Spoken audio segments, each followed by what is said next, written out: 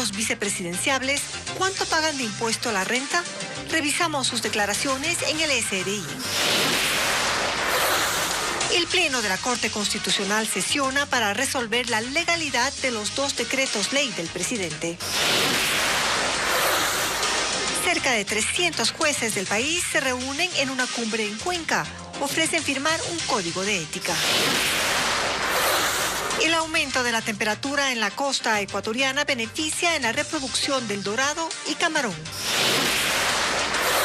14 pasos clandestinos fueron destruidos en operativos combinados entre los ejércitos de Ecuador y Perú en la frontera sur. Amigos, ¿cómo están? Buenas tardes. Bienvenidos a Televistazo. Hola, Alejandra. ¿Qué tal, Gaby? Amigos, buenas tardes. Empezamos con la información política.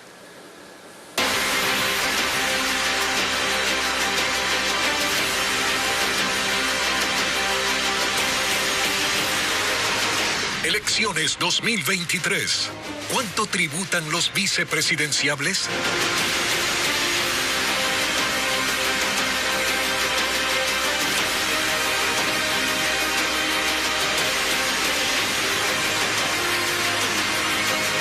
Mujeres y un hombre aspiran a la vicepresidencia de la República. La mayoría no tiene pagos de impuestos en los últimos años, según el Servicio de Rentas Internas. Patricio Díaz presenta esos datos. O no hay registros o el pago del impuesto a la renta es cero en la mayor parte de quienes aspiran a la vicepresidencia de la República. Por ejemplo, la página web del Servicio de Rentas Internas no tiene información de los pagos de Andrés Arauz, candidato vicepresidencial de la Revolución Ciudadana, entre 2021 y 2022. Sí, en 2020, que fue cero. No ha presentado aún declaración de la renta de 2018 y 2019. Sus últimos pagos son en 2017, $1,465, y en 2016, $4,400. Años en los que fue ministro coordinador de talento humano del gobierno de Rafael Correa. Linda Romero, compañera de fórmula de Bolívar Armijos del Movimiento Amigo, en el 2022 tiene un registro de pago en cero. 2021 aún no ha presentado declaración y su último pago es en 2015, $2,304. Erika Paredes, candidata vicepresidencial de la alianza que apoya a Otto Sonnenhorstner, también tiene cero en su pago de impuesto a la renta entre 2016 y 2022. Su último registro es en 2015, que pagó $2,771. Luz Marina Vega, candidata de reto con Javier Herbas, tiene entre 2021 y 2022 un impuesto de cero. Y su último registro es de 2020, con $12,494. En 2019 pagó $929. Verónica Abad, quien completa el binomio con Daniel Noboa, pagó en 2022 $43,54. En 2021, cero. Y entre 2019 y 2020 no ha presentado declaración de renta. Andrea González, candidata vicepresidencial de Construye, que apoya a Fernando Villavicencio, pagó en 2022 $465, mientras sus registros de años previos son cero. Diana Jacome, la candidata vicepresidencial del Partido Social Cristiano y que acompaña a Jan Topic, pagó por impuesto a la renta $3,359 en 2022. $60,75 en 2021 y $1,598 en 2020. Quien más pago de impuestos registra es Nori Pinela, candidata vicepresidencial de Yacu Pérez. Su pago en 2022 es de $23,693, en 2021 $10,647 y en 2020 $20,882. Son datos del Servicio de Rentas Internas sobre quienes buscan llegar a la vicepresidencia de la República. Gracias por su tiempo. Buen día. Hoy se conocerá si la Corte Constitucional da paso a los decretos ley enviados por el presidente Guillermo Lasso. Hacemos en este momento contacto en vivo con Jacqueline Rodas, quien está pendiente de la sesión del Pleno. Jackie. Gaby, los jueces están reunidos desde las 11 de la mañana y han decidido en una sola sesión resolver los 2 decretos ley. El primero, recordemos que fue enviado por el presidente de la República el 17 de mayo, hoy cumple 30 días en manos de la Corte y recordarán además que tiene que ver con una reforma tributaria. Uno de los puntos que más se ha tratado respecto de este decreto ley es la posible disminución del impuesto a la renta renta para un segmento de contribuyentes según una tabla de cargas familiares. El segundo decreto ley ha pasado en manos de la Corte Constitucional 24 días. Este dictamen fue elaborado por la jueza Carla Andrade, el primero por la jueza Alejandra Cárdenas, y ahora mismo los magistrados están decidiendo si dan paso para que entre en vigencia. Recordemos que la decisión de la Corte es definitiva porque estamos en un periodo especial, no tenemos asamblea y luego de la muerte cruzada, si es que se consiguen 5 de 9 votos, entrarían ya en vigencia estos decretos ley. Nosotros aguardamos aquí en la Corte pendientes del resultado. Esta es una sesión virtual. El presidente Ali Lozada está siguiéndola desde Azuay, pero hay varios jueces que sí están aquí en la sede de la Corte Constitucional para tomar la votación. Seguimos pendientes. El presidente de la Corte Nacional de Justicia, Iván Saquicela, denunció que existe un nuevo intento de meter la mano en la justicia. Lo dijo en la cumbre de jueces y juezas del Ecuador, a la que asisten 300 magistrados, las autoridades de la Corte Constitucional y del Consejo de la Judicatura. Paul Romero con el informe. No podemos negar. En la segunda cumbre de jueces y juezas del Ecuador que se desarrolla en Cuenca, el presidente de la Corte Nacional de Justicia, Iván Saquicela, señaló que la política pretende interferir una vez más en el sistema judicial del país. En donde la política se pretende meter en la justicia. A mí me deja anonadado el escuchar ciertos criterios en donde sin avergonzarse anuncian meter manos en la justicia. Sin avergonzarse. Y se dice para qué, por qué y sabemos quiénes. Sin embargo, no dio nombres. Su declaración se dio en medio del proceso electoral para las elecciones presidenciales y legislativas, en donde el correísmo tiene afán de ganar para dejar sin efecto la sentencia de 8 años de cárcel del expresidente Rafael Correa por el caso Sobornos. En la cumbre también participó el presidente de la Corte Constitucional, Ali Lozada. Él habló sobre la ética judicial y la independencia de la justicia. La separación de poderes es algo fundamental si queremos hacer posible una cultura de derechos, la independencia y la imparcialidad. Eso es lo que le distingue a un juez. En la cumbre participan alrededor de 300 jueces de todo el país, quienes suscribirán un compromiso de ética judicial. Y que debemos corregir nuestros errores, que debemos corregir los vicios del sistema de justicia. La cumbre se desarrolla en medio de los cuestionamientos a los jueces de primera instancia por las polémicas acciones de protección otorgadas, como la del juez de Yaguachi, John Rodríguez, que restituyó los derechos políticos del ex vicepresidente Jorge Glass, sentenciado por corrupción.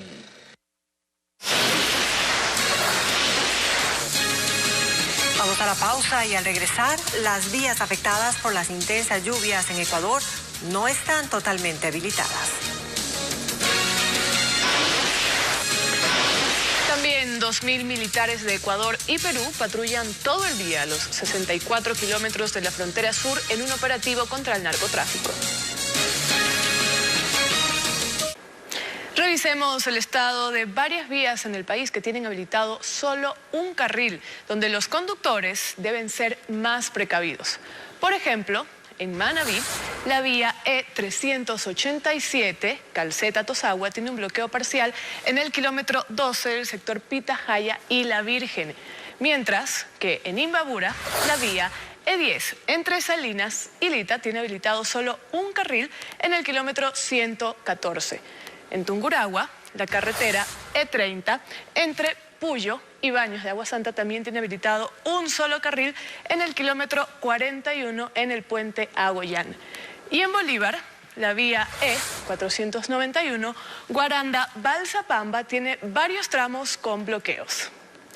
La red vial de Esmeraldas aún no está totalmente habilitada. Hace una semana se declaró la emergencia en esa provincia por las intensas lluvias. Las afectaciones en las carreteras Riobamba, Payatanga, Guayaquil y Cuenca, Girón Pasaje, han sido resueltas. Adriana Bermeo con más información. Hace una semana se declaró la emergencia vial en Esmeraldas para ejecutar obras de rehabilitación. Al momento se realizan intervenciones en las vías E15, sectores Suaye del Salto Chamanga, y la E381, tramo El Salto Muisné. El Ministerio de Transporte realiza trabajos por colapsos de alcantarillas y pérdida de mesa de la vía. Ninguna está totalmente habilitada y tienen restricciones de tránsito.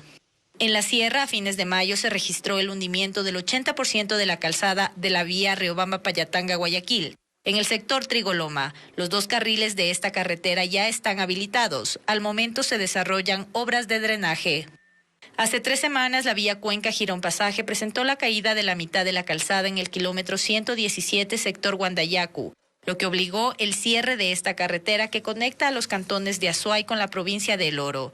Actualmente el paso está habilitado, aunque es una vía lastrada en varios tramos y el Ministerio de Transporte recomienda circular con precaución. Por tercera ocasión, los habitantes de la isla Sarayaku en Santo Domingo construyeron una taravita para cruzar. La estructura deslizable que tenían fue arrastrada por la crecida del río Blanco hace 3 meses. Vanessa Robles con el reporte. La única forma de llegar hasta la isla Sarayaku, zona rural de Santo Domingo, es por medio de una taravita. Esta es la tercera que han tenido que elaborar los comuneros, luego de que el pasado 18 de marzo, la estructura metálica que unía su isla con el sector del Valle Hermoso fuese arrastrada por la crecida del río Blanco. Estamos acá dentro sufriendo porque hay veces que se acaba la comida y toca de pasar en la taravita, sobre todo una mujer, no se puede. Esto ha impedido que sus cosechas de cacao, palma, pimiento y hasta producción de leche sean comercializadas. Producto estamos sacando poquito a poquito, pasamos porque la taravita no da más para 2 quintales máximo. La corriente también arrasó el muro de piedras que habían construido como medida de contención. Su temor es que ante la llegada del fenómeno del Niño, las consecuencias sean drásticas. Los habitantes exigen a la prefectura y a la municipalidad la construcción de una estructura más resistente. Los controles en las piladoras y mercados se extienden a Durán en Guayas. Son 35 comisarios asignados para 89 mercados y 450 piladoras activas en la provincia. Por tercer día consecutivo se desarrollaron los operativos para supervisar la comercialización del arroz y evitar la especulación en diferentes piladoras de la provincia del Guayas. Esta vez fue el turno de Durán. Las autoridades constataron el precio del quintal que se expende. Aquí se vende el arroz a $45, que es el precio sugerido. Tenemos que tratar de que los productores reciban a buen precio, de que los intermediarios vendan su producto. La consigna de hoy, aseguraron, es llegar a 10 piladoras. Son 450 en el Guayas, pero también están 89 mercados municipales en toda la provincia. Con los 35 comisarios de los 25 cantones desplegados en cada uno de los mercados. Estamos trabajando en territorio, controlar los productos del arroz, el tomate y la cebolla. El Ministerio de Agricultura sostiene que hay 250.000 toneladas de arroz suficientes para cubrir la demanda a escala nacional para los próximos 4 meses. Estos operativos continuarán este fin de semana en Daule, Santa Lucía, Salitre y San Borondón. De acuerdo al Código Orgánico Integral Penal, las sanciones son de 15 a 30 días de cárcel para quienes irrespeten los valores establecidos. El aumento de la temperatura del mar beneficia la reproducción del pez dorado y el camarón de mar.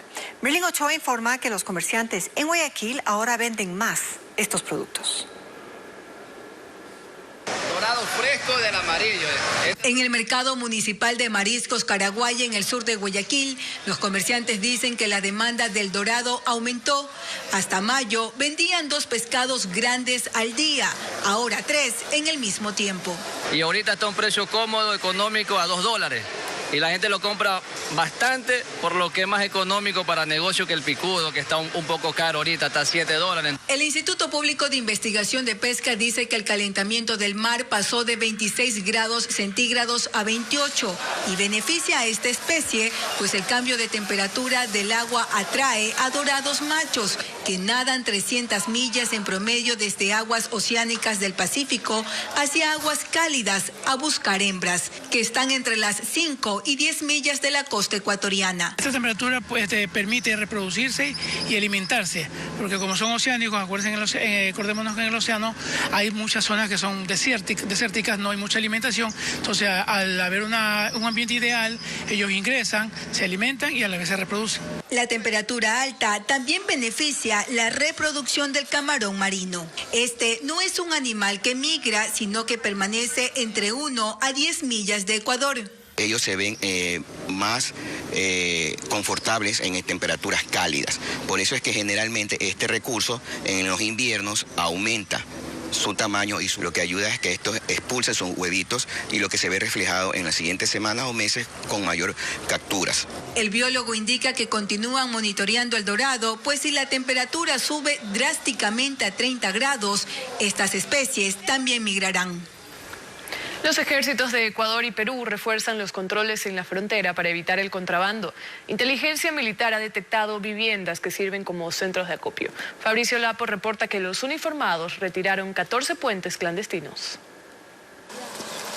Con el encuentro del alto mando militar de los ejércitos de Ecuador y Perú en la frontera, inició la operación Espejo, que busca contrarrestar el ingreso de armas, municiones, droga y mercancía de forma ilegal. John Miño, general de brigada del ejército ecuatoriano, dice que se ejecutarán operativos de forma simultánea. Cuando operamos nosotros, se cruzan al otro país. Cuando operan en el otro país, se cruzan a nuestro país. Es por eso que hemos planificado actuar en forma conjunta para tratar de eliminar esos puntos graves, digamos, que tenemos en la frontera. 2.000 militares patrullarán los 64 kilómetros de frontera durante las 24 horas. Jerry del Castillo, general de la brigada del ejército peruano, sostiene que son varios problemas los que se dan en el límite fronterizo. Las amenazas son, para ambos países son iguales. Tenemos tráfico de los migrantes, el contrabando, el tráfico de armas, explosivos. A lo largo de la frontera sur, inteligencia militar ha detectado que las viviendas ubicadas al margen del canal sirven como centro de acopio para los contrabandistas. Además, que las bodegas tienen conexión con los pasos clandestinos. El ejército ecuatoriano indica que estos sitios no cumplen con la distancia de 50 metros que deben de tener del filo del canal internacional, como establece el acuerdo de paz. Que existen inclusive familias que están de los dos lados de los países y eso dificulta mucho nuestra operación. Sobre este canal de 6 metros, los contrabandistas ubican tablas para cruzar de un lado a otro las mercancías de contrabando. Los militares retiraron 14 puentes clandestinos ubicados a pocos metros de una bodega. El control también se realiza en las vías de ingreso y salida de las ciudades fronterizas. Más adelante aquí en Televistazo. 568 personas aún siguen desaparecidas tras el naufragio de un barco en las costas de Grecia. Guardacostas reducen las posibilidades de hallar sobrevivientes.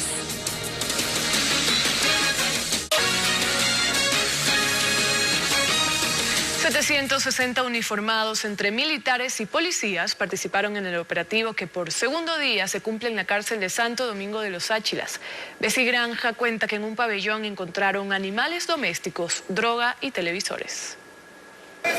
Nuevamente militares y policías ingresaron a la cárcel de Santo Domingo en un operativo que contó con 760 uniformados y 38 comandos del Grupo Especial de Seguridad en situación de crisis. Las autoridades revisaron celda por celda e incluso llevaron herramientas para romper estructuras donde los privados de libertad escondieron armas, cortopunzantes y droga. Lo más insólito fue el hallazgo de 2 cerdos que estaban en el pabellón de máxima seguridad. El general de brigada Fernando Adati cree que estos animales iban a ser consumidos este domingo por la festividad del Día del Padre. Lógicamente, a pesar de que tienen áreas fuera de los pabellones para poder tener animales, generar recursos y también trabajar. Lo sorprendente fue que dentro del pabellón estaban estos 2 animales bastante grandes. También en las celdas se encontraron 12 gallos de pelea, televisores, electrodomésticos y celulares. No hubo el hallazgo de armas de fuego. Médicos alertan del brote del virus pies, manos y boca en niños, especialmente en menores de 5 años. Se trata de una enfermedad altamente contagiosa que se da sobre todo en las aulas de clases. Alice comenzó con fiebre alta y ronchas en las piernas hace 8 días. Tras un chequeo médico se confirmó que se contagió con el virus pies, manos y boca. Este tipo de casos ha ido en aumento en Guayaquil en las últimas 3 semanas, según el Ministerio de Salud, que confirma 34 casos durante ese tiempo. Todos estos cambios climáticos es donde hay un repunte inusual de estos casos. En niños, principalmente entre la edad de 1 a 5 años. Situación que se vive en los consultorios médicos privados de la ciudad. El pediatra Iván Verduga dice que a diario recibe 3 pacientes. Puede ser variable, pero generalmente comienza con los pies, particularmente en los dedos. Hace unas vesículas, unas manchas rojizas, hay cierto nivel de dolor, prurito, picazón, entonces el niño se rasca, se lleva la mano a la boca y se contagia la boca. Verduga afirma que los síntomas y ronchas en el cuerpo duran 3 días, pero hay pacientes que se agravan. Tenemos niños que han hasta convulsionado por fiebre. La fiebre puede llegar a 40 grados, sostenida. Los niños pueden perder hasta las uñas. Por lo que se utilizan analgésicos para combatir este virus. Pero lo más importante, señalan los médicos, es evitar el contacto directo con estos pacientes al tratarse de una enfermedad altamente contagiosa. Por primera vez en Ecuador se realizan cirugías de cuello y cabeza por medio de un robot en un hospital público de Quito. Carla Delgado con los detalles. Ecuador es el segundo país después de Brasil que empezó a operar cuello y cabeza por medio de un robot. Esta cirugía ayuda a detectar tumores benignos y malignos. Básicamente el robot nos ayuda a llegar allí e inclusive un poco más allá para garantizar que el tumor salga completamente, que es lo que todo el paciente quiere. El androide ya intervino a 5 pacientes del Hospital Carlos Andrade Marín en Quito. Es el primer hospital público de la región que usa esta tecnología que tiene varias ventajas, entre ellas permitir a los médicos una mayor precisión en zonas complejas. Tenemos una magnificación de las estructuras, es decir, una estructura chiquitita que puede ser como un cabello, la vemos muy grande, magnificada dentro de un monitor. Aparte de eso, nos quita el temblor que podemos tener algunas veces en las manos los cirujanos. Además, indica que las intervenciones son menos invasivas. Con esta consola el médico ya no necesita estar junto al paciente. Lo hace a través de esta máquina por medio del visor. El robot también ha realizado cirugías de tórax, urología y cirugía pediátrica. Tuvo un costo de $5 millones.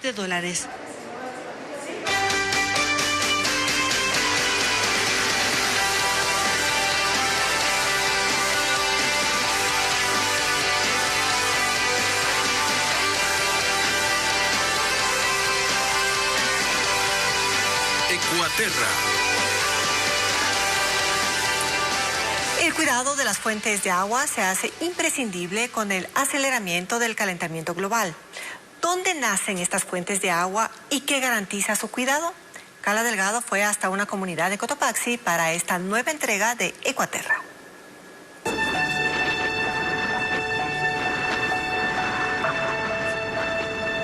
Aquí, los páramos atesoran lo que para esta comunidad es una de sus mayores riquezas, las fuentes de agua. Es la comunidad de Cuturibí Chico en Pujilí, provincia de Cotopaxi.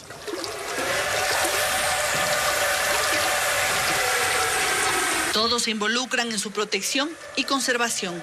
Caminan incluso hasta 3 horas para llegar a ellas en lo más alto de las montañas y vigilar. También hacer el cuidado de no queme y también criar las plantas nativas que siempre necesitamos para mejoramiento de agua. De esta importante iniciativa que involucra a grandes y chicos, conoció el Ministerio del Ambiente, que decidió declarar a la zona como área de protección hídrica, la número 19 del país, y de esta manera garantizar el trabajo comunitario y el líquido vital. Ellos van a tener un documento legal que les sirve para poder obtener proyectos o beneficios que sean sostenibles en el tiempo para la comunidad. El área posee 913 hectáreas y tiene un caudal de 18.13 litros de agua por segundo, que beneficia a cerca de 3.000 habitantes del cantón Pujilí. El agua que se genera en la montaña, en el páramo, llega acá, se almacena y en estiaje, cuando estamos en invierno, este es el reservorio que sirve para regar las plantaciones o los cultivos que tiene Cuturibí Chico. pero también para consumo a través de un sistema de tratamiento. Los pobladores además cuidan que se respete la frontera agrícola, es decir, que los animales permanezcan lejos de las vertientes y los pajonales. Y recuerden que todo lo que son coberturas vegetales nativas son como un colchón de agua, donde absorbe el agua y luego se va mediante las escorrentías, va llegando a estos lugares. Todo en conjunto permite la conservación de 7 fuentes de agua en esta zona. La preservación de los recursos hídricos ayudan a mitigar el cambio climático, que está fuertemente conectado a la disminución del agua y que, según un informe de las Naciones Unidas, ya afecta a 4 de cada 10 personas en el mundo. Y con su celular, escanee el código QR que aparece en pantalla. Y ante la pregunta de ¿en qué partes del país necesitamos guardianes de los páramos para luchar contra el cambio climático? Bueno, en ecoavisa.com se lo mostramos. Envíe este contenido a sus amigos y marque la diferencia. Al Pacino vuelve a ser padre a los 83 años. El actor y su novia Noor Arfala le dieron la bienvenida a su bebé Roman Pacino. El estadounidense, ganador de un Oscar, tiene otros 3 hijos, 2 con Beverly D'Angelo y 1 con Jan Tarrant. El intérprete y la productora de cine oficializaron su relación hace un año. La primera vez que se habló sobre ellos fue en abril de 2022, cuando fueron fotografiados cenando.